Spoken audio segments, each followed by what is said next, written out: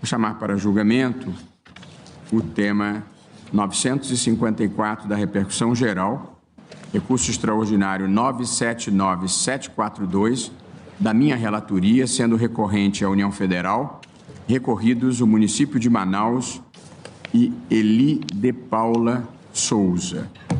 E, na sequência, para julgamento conjunto, chamarei o tema 1069 da repercussão geral, recurso extraordinário 1.212.272, da relatoria do ministro Gilmar Mendes, sendo recorrente Malvina Lúcia Vicente da Silva e recorrido à União Federal, o Estado de Alagoas e o município de Alagoas.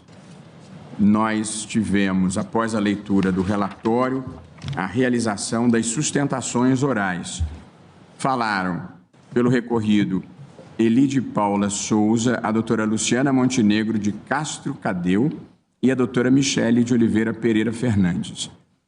Pelo Amicus Curiae, Associação das Testemunhas Cristãs de Jeová, falou o doutor Laércio Ninelli Filho.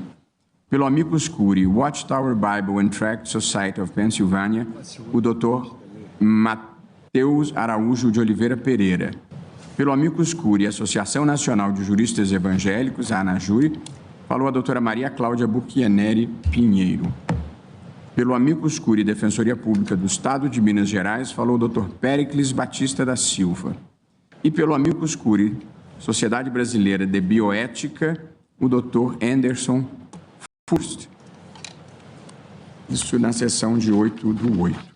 Portanto, eu farei o voto do recurso extraordinário 979742. Na sequência, passarei a palavra para o ministro Gilmar Mendes fazer o voto no recurso extraordinário 1.212.272.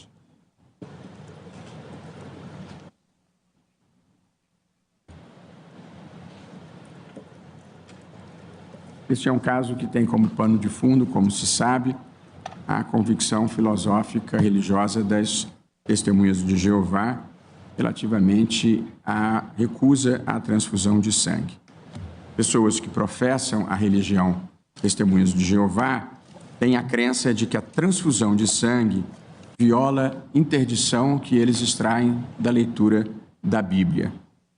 No presente caso, o hospital do SUS, da localidade de residência da paciente, recusou-se a realizar cirurgia sem que se firmasse a aceitação da transfusão de sangue, se necessária. Diante disso, o paciente requereu judicialmente realizar o procedimento de que necessitava, uma cirurgia de artroplastia total primária cerâmica em hospital situado em São Paulo.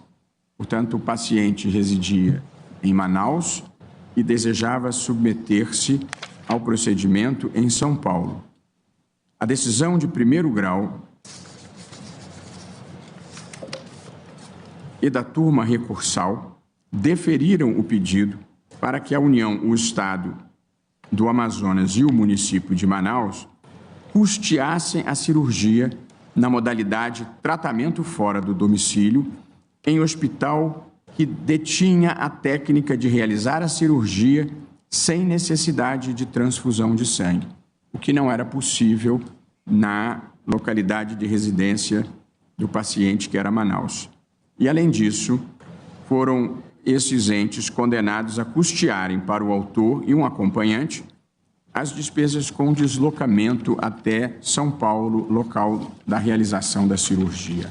A Procuradoria-Geral da República opinou pelo desprovimento do recurso. Portanto, esse é o quadro fático do nosso caso em exame.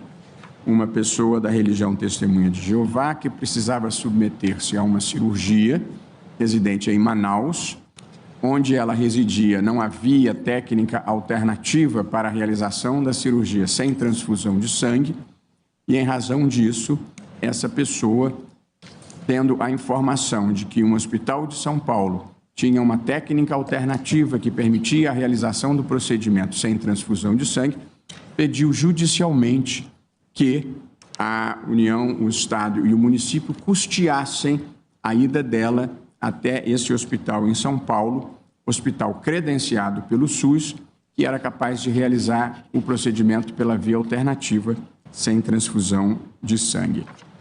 Aqui se coloca uma primeira questão jurídica subjacente, que é debatida em todo o mundo, se é em si legítima a recusa à transfusão de sangue, mesmo quando haja risco para a vida.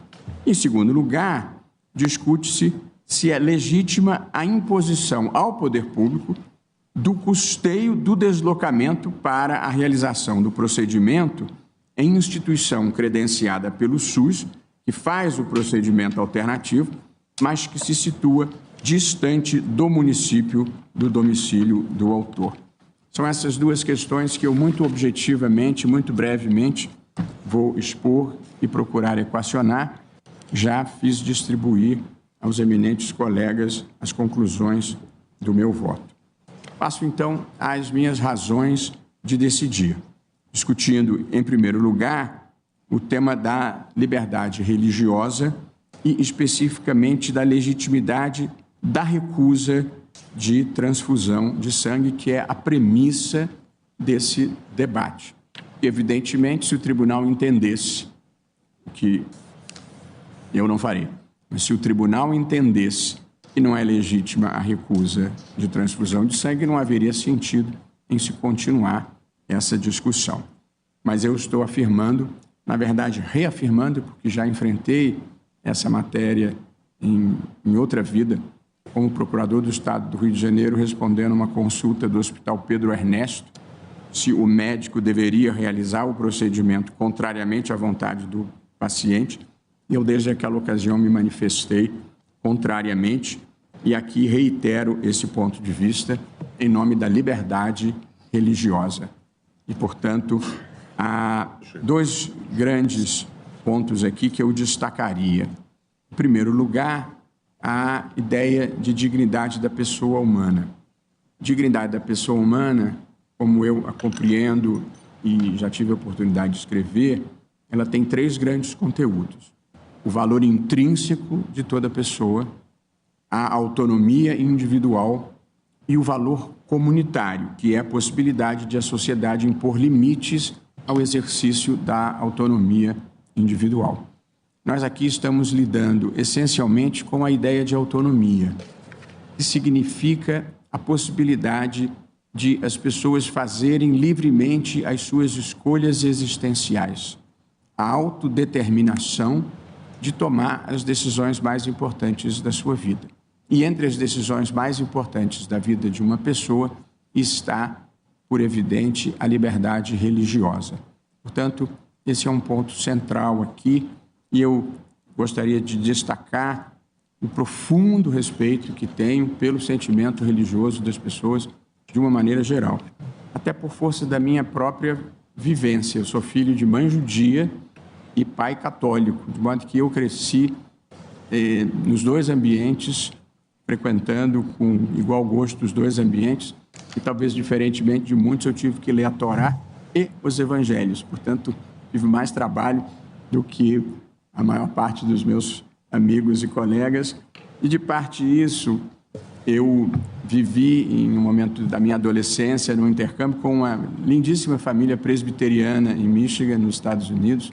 Depois, quando eu fiz o meu mestrado em Yale, o meu vizinho de porta era da Arábia Saudita, era muçulmano, de modo que ao longo da vida eu convivi com todas as crenças religiosas e todo o compromisso que envolva o bem, compromisso com a justiça, toda crença sincera, ela em si merece respeito, desde que não seja violenta, por evidente, nem intolerante com as outras pessoas. De modo que, aqui no Supremo, em todas as minhas manifestações, nos precedentes que nós tivemos, eu sempre procurei demonstrar essa imensa preocupação com o sentimento religioso das pessoas. Nós aqui votamos casos emblemáticos, o direito de uma freira católica não ter que tirar o hábito para fazer fotografia para documentos. Nós tivemos uma decisão importante de respeito às religiões de matriz africana quanto ao sacrifício ritual de animais, sem crueldade. Tivemos um caso importante de ensino religioso confessional em escola pública, em que eu ouvi em audiência pública todas as denominações religiosas antes de votar contra o ensino confessional, entendendo que o ensino religioso em escola pública deveria ser histórico e doutrinário e não confessional.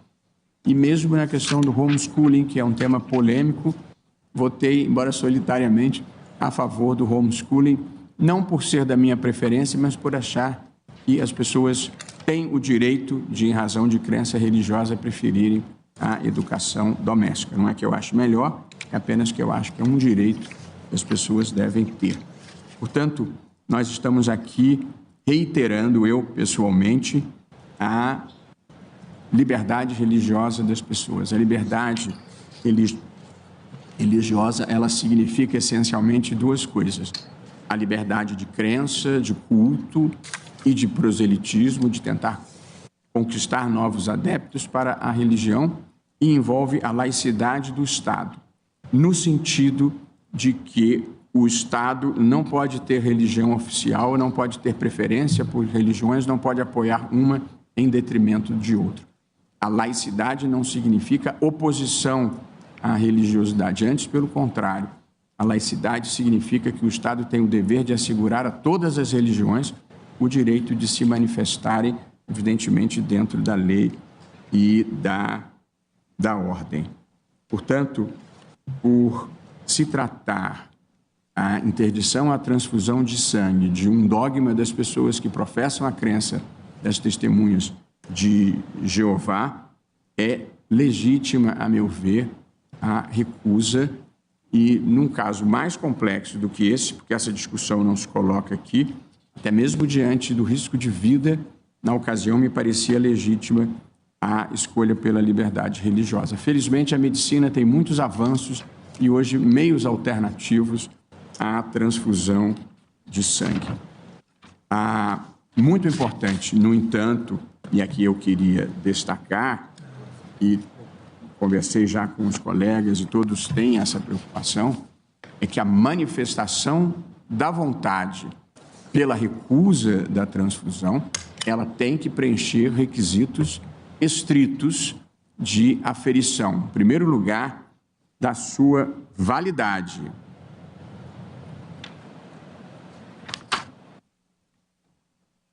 Ou seja, tem que ser esta vontade proferida por um paciente maior e capaz e em condições de discernimento. Esse é o primeiro ponto que considero importante. Segundo lugar, essa manifestação tem que ser livre, dada de forma voluntária e autônoma, sem nenhum tipo de pressão, sem nenhum tipo de coação. Em terceiro lugar, é preciso que essa manifestação seja inequívoca, ou seja, realizada de forma expressa, prévia ao ato médico e atual, podendo inclusive ser revogada a qualquer tempo. E, por fim, tem que ser uma manifestação de vontade esclarecida, vale dizer, precedida de informação médica completa e compreensível sobre o diagnóstico, tratamento, riscos, benefícios e alternativas.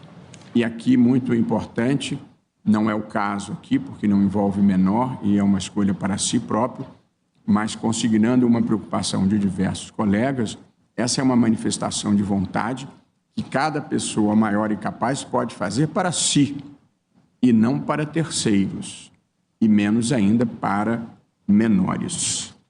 Eu continuo ainda no meu voto para concluir, portanto, que, sendo a declaração válida, existe esse direito, que inclusive consta de documentos internacionais, como a Declaração Universal sobre Bioética e Direitos Humanos da Unesco de 2005, segundo a qual qualquer intervenção médica deve ser realizada com consentimento prévio, livre e esclarecido do indivíduo, que pode revogá-lo a qualquer tempo.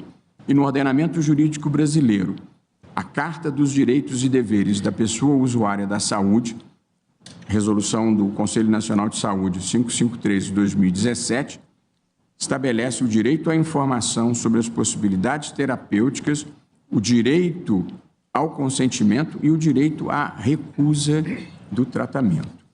Portanto, deixo assentada a primeira e grande premissa do meu voto. Existe direito das pessoas que professam a religião Testemunha de Jeová de recusa à transfusão de sangue em qualquer procedimento médico.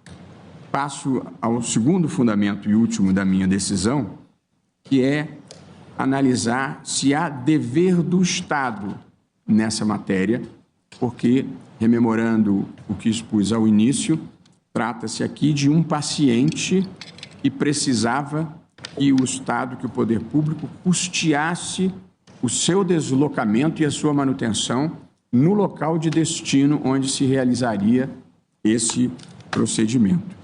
E aqui, digo eu, ao assentar a existência do dever do Estado, os direitos fundamentais e a liberdade substantiva exigem a existência de condições efetivas para o seu exercício. Existindo tratamento alternativo no âmbito do próprio SUS, parece fora de dúvida que ele seja oferecido ao paciente nessas circunstâncias. Portanto, há um dever do Estado, desde que isso não represente um ônus desproporcional. Sendo o paciente hipossuficiente, é uma palavra clássica que não passaria no teste da linguagem simples, mas para dizer pessoas que não têm condições financeiras favoráveis, é essa o sentido de hipossuficiente. Sendo o paciente hipossuficiente, é razoável e proporcional o custeio do deslocamento e da permanência pelo tempo necessário na localidade da instituição que oferece o procedimento. E o Supremo, e aqui entra em questão um conceito muito importante que nós já utilizamos aqui e que normalmente é aplicado a pessoas com deficiência, mas acho que pode ser aplicado em qualquer circunstância que envolva direitos fundamentais, que é o direito à adaptação razoável. E nós já decidimos isso em questões precedentes aqui, permitindo, por exemplo, que em concurso público, candidato que por motivo religioso não pudesse fazer num determinado horário, que pudesse fazer mais tarde. No Exame Nacional de Magistratura, recentemente, nós fizemos essa possibilidade. Tivemos um caso interessante de uma professora que, por convicção religiosa, não podia dar aula aos sábados, e também nós aqui admitimos a adaptação razoável. Portanto, me parece que, existindo o tratamento no âmbito do Sistema Único de Saúde em hospital credenciado, me parece fora de dúvida que essa pessoa, não tendo condições de custear com seus próprios meios, o Estado, em nome do direito à saúde, deve fazê-lo. E mais do que isso, e aqui já caminhando para o fim, um ponto que considero muito importante é que, nesse tema da transfusão de sangue, a própria Organização Mundial da Saúde recomenda a adoção de tratamentos alternativos à transfusão de sangue, procedimento no qual se vislumbra um conjunto de circunstâncias negativas que levam a OMS a essa posição e à aprovação de um protocolo multidisciplinar chamado Patient Blood Management, do qual o Brasil participa, e por isso mesmo o SUS vem implementando progressivamente, mas ainda não o suficiente, esses procedimentos alternativos. Portanto, a existência desses procedimentos e o direito de acesso a eles é igualmente recomendado pela Organização Mundial de Saúde. E, por fim, além dessa questão da adaptação razoável, a jurisprudência de cortes internacionais, como a Corte Europeia de Direitos Humanos, em diversos precedentes, a partir de 2010, outro em 2013, um de 2022 e um agora de 2024, no caso Pindomula versus Espanha, concluiu pela legitimidade da adoção desses procedimentos e o direito de obtê-lo. Há precedentes quanto às testemunhas de Jeová na Itália, nos Estados Unidos, no Canadá e na Colômbia. Recentemente houve um julgamento de caso rigorosamente idêntico a esse que nós estamos debatendo aqui. Portanto, me parece que, apesar de ser uma questão de alguma delicadeza moral, os argumentos que eu acabo de expor, muito sinteticamente, me levam à convicção de que agiu bem a Justiça do Estado do Amazonas ao assegurar esse direito a este paciente. Portanto, eu vou concluir o meu voto e propor a minha conclusão lendo a ementa no padrão que temos adotado aqui no Supremo Tribunal Federal. Direito constitucional e administrativo, recurso extraordinário, repercussão geral, tratamento alternativo à transfusão de sangue para testemunhas de Jeová, desprovimento do recurso. 1. O caso em exame. Recurso extraordinário contra a decisão que determinou ao poder público o custeio de cirurgia fora do domicílio para paciente testemunha de Jeová em hospital credenciado pelo Sistema Único de Saúde e realiza o procedimento necessário sem transfusão de sangue. Esse é o objeto do recurso. O fato relevante é o paciente recusou, por convicção religiosa, a realização de cirurgia no seu município pela perspectiva de, em caso de necessidade, ter de se submeter à transfusão de sangue. Esse paciente era maior, capaz e não corria risco iminente de vida. A questão em discussão consiste em saber se o direito à liberdade religiosa justifica o custeio pelo poder público de tratamento médico alternativo compatível com as convicções religiosas do paciente a ser realizado em local diverso do seu domicílio, por hospital credenciado do SUS. E aqui passo as minhas razões de decidir. O direito à recusa de transfusão de sangue por convicção religiosa tem fundamento nos princípios constitucionais da dignidade da pessoa humana e da liberdade de religião. A dignidade humana exige o respeito à autonomia individual na tomada de decisões sobre a saúde e o corpo.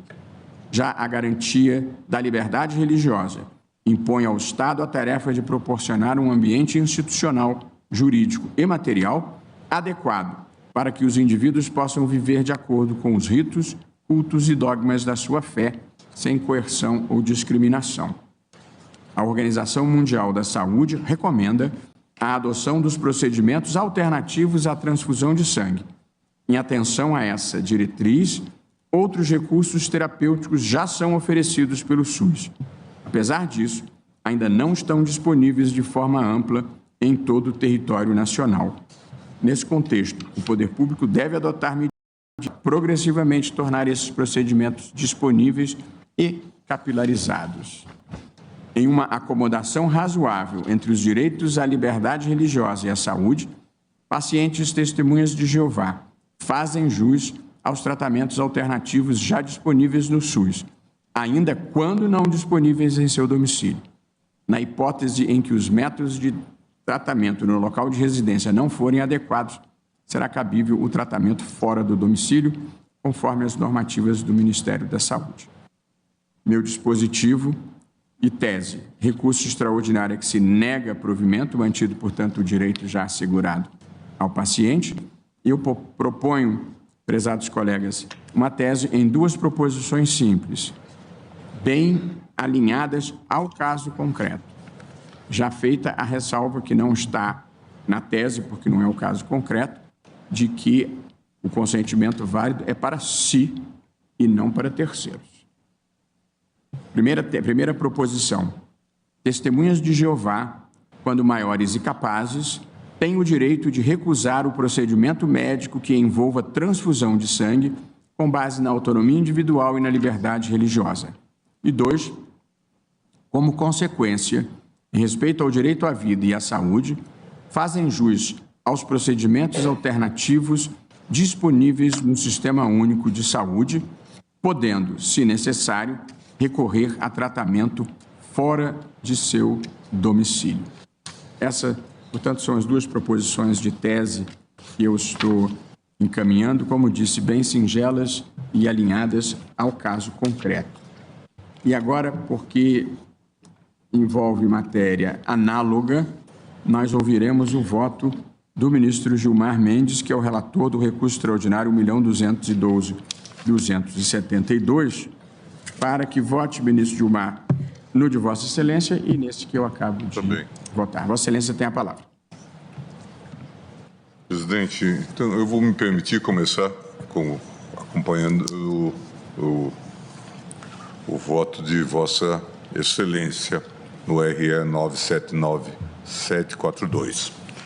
E fazendo já um resumo, eu destaco que a liberdade religiosa, como os direitos fundamentais de modo geral, possui um aspecto positivo a impor uma atuação positiva do Estado. Nesse sentido, é admissível que o cidadão, utilizando-se das instituições estatais, exija a adoção de determinada medida de cunho positivo em ordem a salvaguardar a liberdade de crença. No julgado RE 859376, da relatoria de Vossa Excelência, já referenciado neste voto, o plenário da Corte destacou a liberdade religiosa, ou que a liberdade religiosa assegurava a manifestação pública da fé e que impedir a utilização de vestuários, acessórios característicos de determinada crença representava uma grave violação à liberdade religiosa. Assim, compreendeu-se que o poder público tem o dever de equacionar a aplicação de suas políticas públicas e normas para que não se produzam discriminações indiretas a grupos minoritários. Ou seja, a adaptação de políticas públicas de modo a salvaguardar o direito de grupos vulneráveis tem sido admitida pela jurisprudência desta Corte, notadamente quando em jogo o direito fundamental à liberdade religiosa. Com efeito, a Organização Mundial de Saúde recomenda a utilização de mecanismos alternativos à transfusão de sangue. A medida visa, a um só tempo, melhorar a segurança em relação aos pacientes.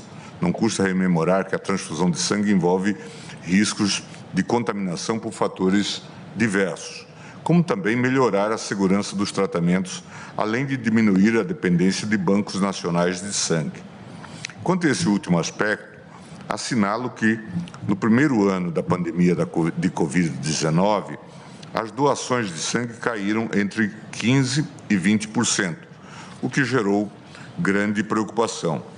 Uma dessas técnicas alternativas à transfusão de sangue é a Patient Blood Management, PBM, gerenciamento do sangue do paciente, método esse que adota uma abordagem com foco no paciente e observa as deficiências próprias de cada um.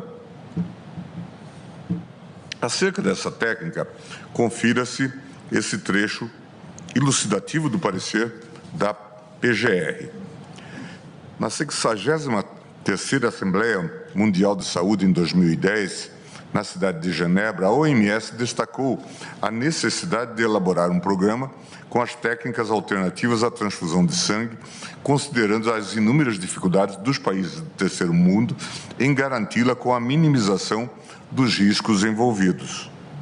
Por meio da resolução WHA 63.12, aprovou o Patient Blood Management com o objetivo de limitar a necessidade e o uso de transfusão de sangue halogênico. O programa baseia-se na combinação de medicamentos, equipamentos e ou técnicas cirúrgicas que envolvem basicamente 4 princípios: controlar a perda de sangue, maximizar a tolerância à anemia, aumentar a hematopoiese, formação de células sanguíneas, e tomar decisões centradas no paciente. Objeto do Fórum Global para a Segurança da Saúde, OMS 2011, o PBM foi recomendado como padrão de atendimento pela Comissão Europeia, 2017, e tornou-se o padrão de manejo dos pacientes em todos os hospitais da Austrália, 2019. Tanto é assim que, em 2021, a OMS publicou um texto de política de saúde pública intitulado a necessidade urgente de implementar o PBM, destacando sua eficácia e vantagens econômicas. No âmbito nacional, a Anvisa publicou o Manual Técnico para Investigação da Transmissão de Doenças pelo Sangue, reconhecendo a impossibilidade de se garantir a transfusão de sangue sem reações adversas. Aduziu que a segurança da transfusão depende de vários fatores, desde a captação de candidatos até a triagem sorológica de doenças transmitidas pelo sangue. O PBM foi ratificado pela Anvisa em 2015 no documento Marco Conceitual e Operacional de Hemovigilância, Guia para a Hemovigilância no Brasil, editado com o propósito de definir diretrizes para a ampliação do escopo da hemovigilância no país, com a inclusão da vigilância dos eventos adversos que podem ocorrer em todo o ciclo de sangue. Recentemente, em 2022, revisando o documento, a Anvisa lançou o Manual para o Sistema Nacional de Hemovigilância no Brasil como uma importante ferramenta para a prática institucional como aliado para o profissional de saúde e vigilância sanitária, juntamente com outras referências disponíveis sobre hemovigilância e hemoterapia publicadas pela Anvisa, Ministério da Saúde, tendo em vista os riscos em torno da hemotransfusão. A Lei 10.205 de 2001, artigo 3º, 3, o anexo 4 da Portaria de Consolidação número 5 de 2017 do Ministério da Saúde, artigo 7º dos 221 e 222, e Portaria 346 de 2010 do Ministério da Saúde, e a Relação Nacional de Equipamentos Materiais Permanentes, RENEM, prevêem os protocolos a serem realizados durante a cirurgia intraoperatória. Com base neles, justifica-se a possibilidade de incorporação da máquina de recuperação intraoperatória, da hemodiluição normovolêmica, do coagulador de argônio, do ringer lactato, do selante de fibrina e da obrigatoriedade de médico responsável pelo programa de transfusão autóloga. Por fim, quanto ao Plano Nacional, os protocolos do PMN têm sido implementados pelos estados do Ceará e de São Paulo, exemplos dessa abordagem. O primeiro instituiu o PMM pela Portaria Estadual 2576 de 2017 da Secretaria Estadual de Saúde e tem entre as suas estratégias a disponibilização de alternativas à transfusão nos cenários clínicos e cirúrgicos, com fornecimento de medicações e organização de estrutura para infusão, se necessário, além de fornecimento de equipamentos e insumos. O Hemocentro e o Governo do Estado de São Paulo, valendo-se do Manual de Gerenciamento do Sangue do Paciente, orientam as estratégias e os pilares para a utilização do PBM. Sua conclusão é no sentido de que o PBM é mais do que apenas evitar transfusões.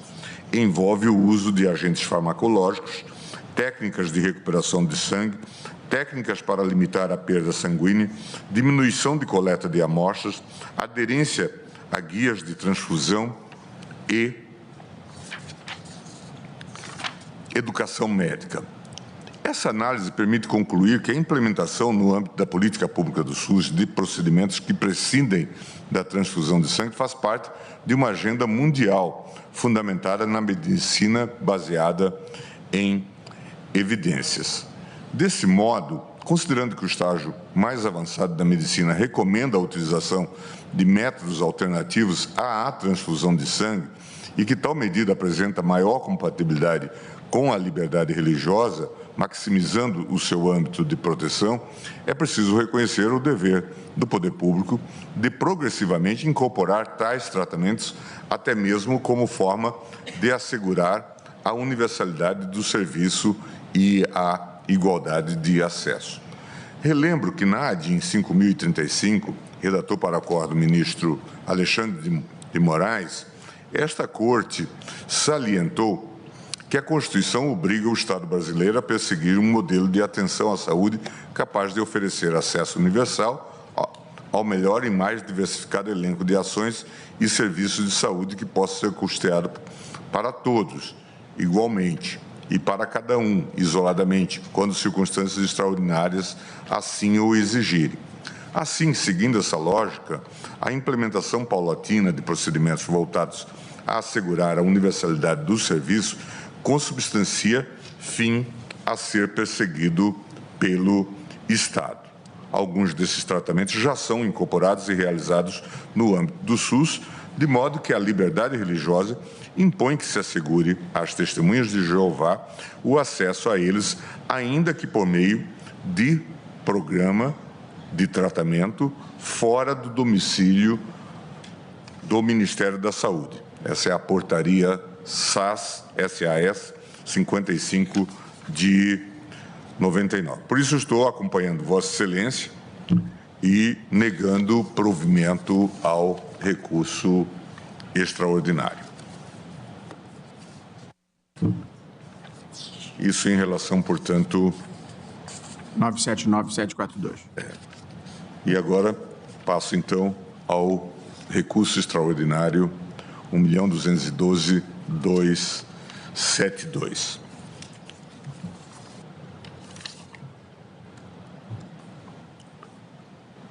Apenas para rememorar, tendo em vista a realização das sustentações orais, pouco mais de um mês, a questão do mérito, ora submetida à análise, diz respeito à possibilidade de paciente submeter-se a tratamento médico disponível na rede pública sem a necessidade de transfusão de sangue em respeito à sua convicção religiosa.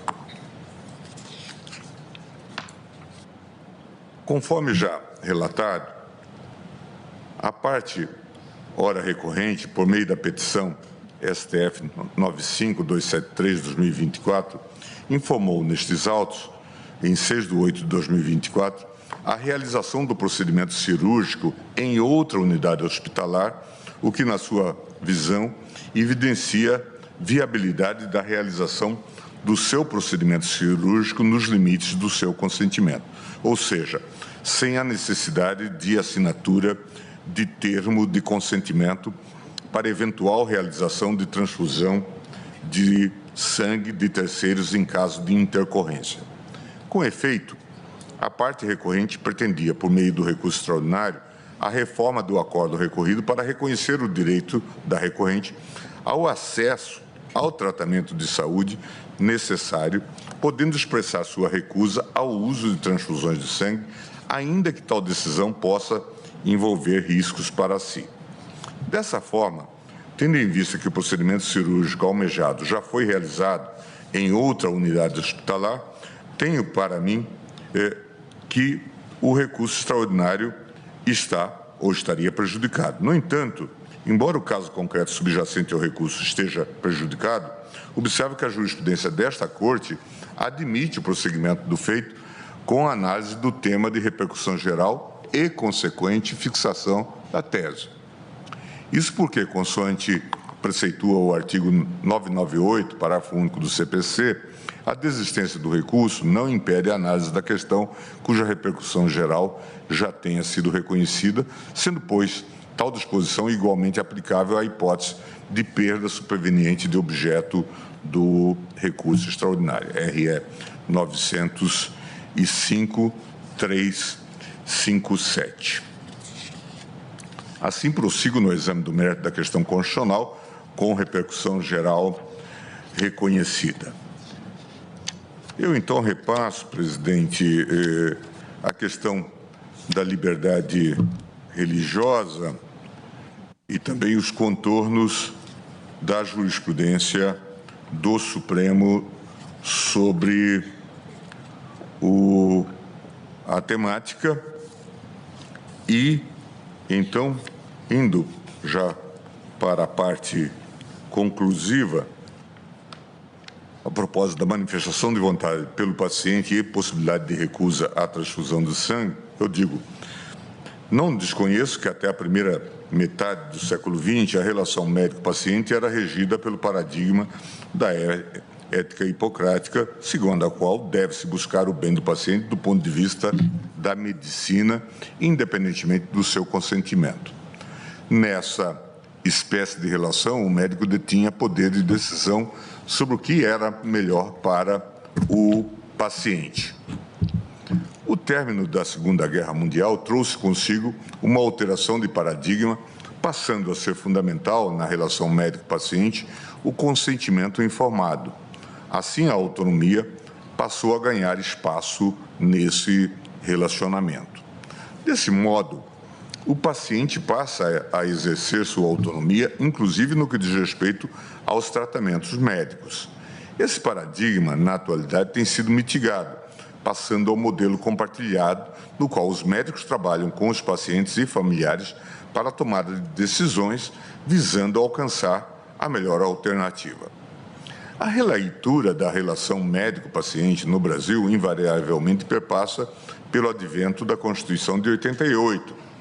Nela foram consagradas a dignidade da pessoa humana e o direito à privacidade, à intimidade, à honra e à imagem, sendo possível deles extrair o direito ao livre desenvolvimento da personalidade e à autodeterminação.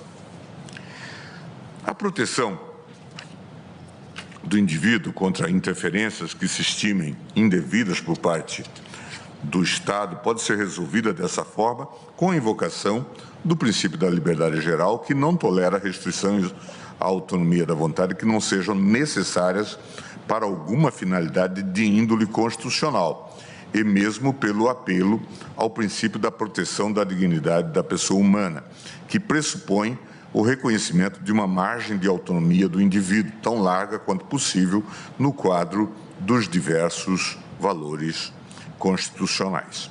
Com efeito, a Corte Europeia de Direitos Humanos, no caso Testemunhas de Jeová de Moscou versus Rússia, bem examinou a questão relacionada à liberdade de crença e à submissão a tratamento médico hospitalar, tendo enfatizado que a liberdade de aceitar ou recusar tratamento médico específico ou de selecionar uma forma alternativa de tratamento é vital para os princípios da autodeterminação e da autonomia pessoal.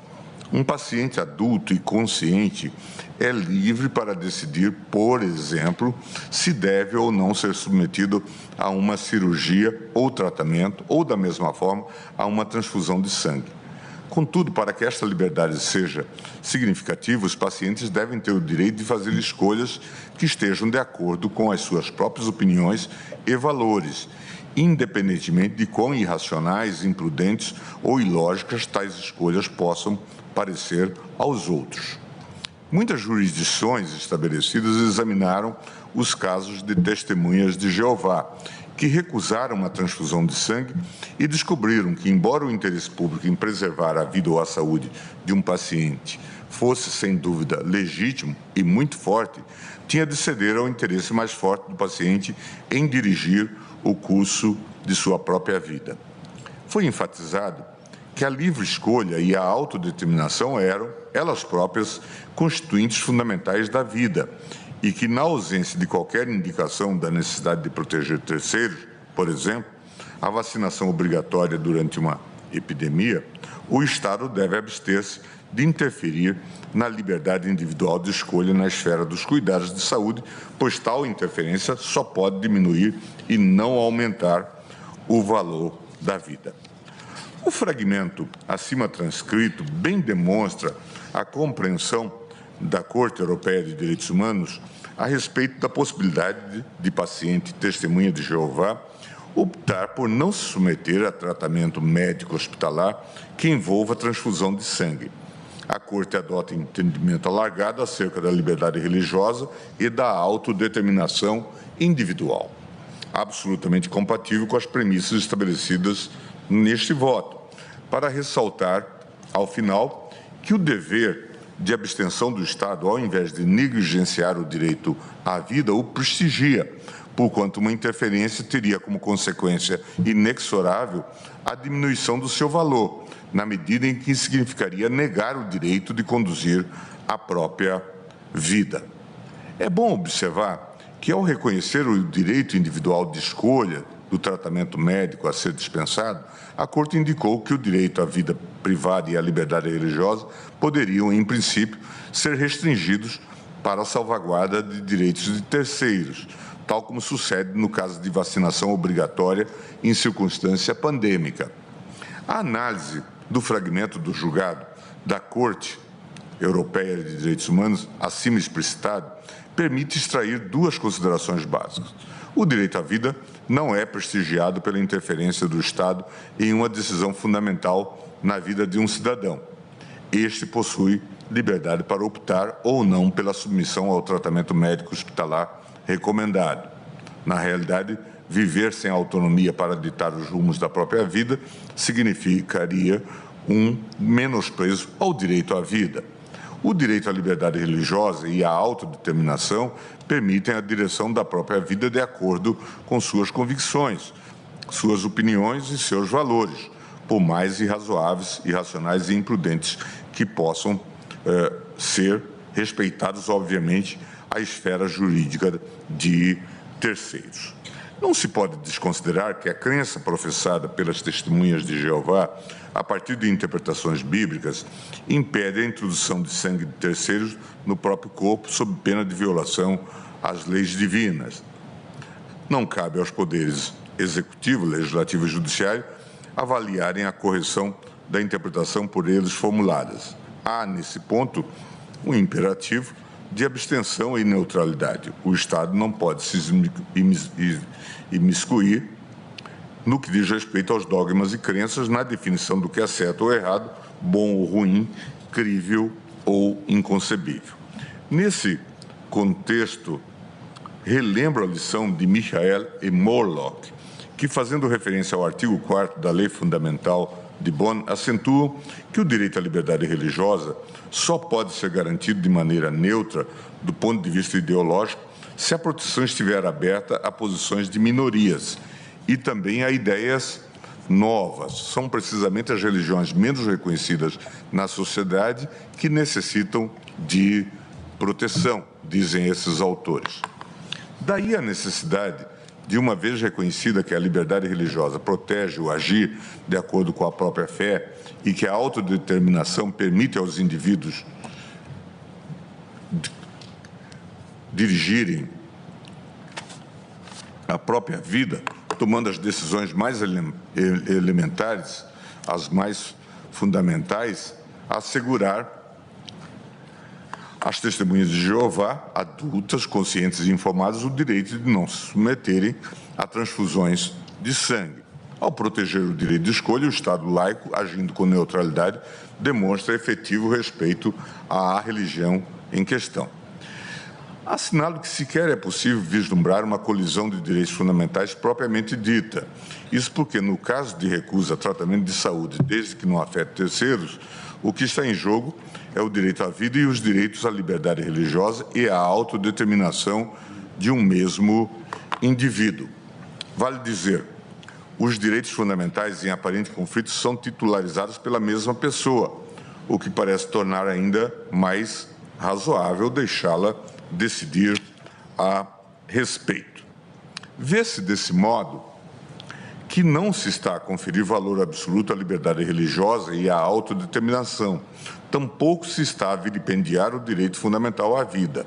O que se sustenta é que o direito à vida digna parte do pressuposto de que um adulto capaz e consciente pode dirigir suas ações e condutas de acordo com suas convicções religiosas, a significar que mesmo naquelas determinadas situações nas quais atuar de acordo com a fé professada põe circunstancialmente em risco a própria vida, subsiste o direito de escolha quanto à submissão ou não a determinado tratamento de saúde. A manifestação da vontade do paciente adulto deve ser consciente e informada, sendo admissível a sua declaração por escrito em diretivas antecipadas de vontade. Nesse sentido, transcrevo o parecer da Procuradoria-Geral da República. A realização de procedimento médico sem a utilização de hemoderivados ou de outra medida excepcional, com quanto de maior risco, há de ser atestado como viável pela equipe médica responsável e contar com o consentimento esclarecido do indivíduo que irá submeter-se ao procedimento sobre as chances envolvidas. Os médicos elucidam o paciente sobre as variáveis envolvidas e atestam a viabilidade técnico-científica de sucesso. Com isso, preservam seu compromisso profissional de não causar dano ou mal, consoante sua consciência e os limites da técnica e da ciência. O paciente, por sua vez, há de decidir previamente, de forma livre e inequívoca, a partir de todas as informações e esclarecimentos dos riscos inerentes às terapias alternativas. Essa manifestação de vontade dos pacientes foi regulamentada pelo Conselho Federal de Medicina na Resolução CFM 1995 de 2012, que em seu artigo 1º define as diretivas antecipadas de vontade como o conjunto de desejos prévia e expressamente manifestado pelo paciente sobre cuidados e tratamentos que quer ou não receber no momento em que estiver incapacitado de expressar livre e autonomamente sua vontade. As diretivas representam uma evolução do paternalismo para a autonomia do paciente, diz a Procuradoria, que, como sujeito de direitos fundamentais, possui a capacidade de fazer suas escolhas existenciais com base em suas convicções e crenças. Em conclusão parcial, em razão da liberdade religiosa e da autodeterminação, mostra-se legítima a recusa pelas testemunhas de Jeová de tratamento que envolva transfusão de sangue, não sendo possível ao médico impor procedimento recusado pelo paciente no gozo de sua capacidade civil plena, de forma livre, consciente e informada. É certo que o artigo 146 do Código Penal criminaliza a conduta de constranger alguém mediante violência ou grave ameaça, ou depois de lhe haver reduzido por qualquer outro meio a capacidade de resistência, a não fazer o que a lei permite ou a fazer o que ela manda. Não é menos certo, do outro lado, que o inciso 1º do parágrafo 3º do artigo 146 estabelece que a intervenção médica ou cirúrgica sem o consentimento do paciente ou do seu representante legal, se justificada por iminente perigo de vida, está excluída do âmbito da incidência do caput do artigo 146.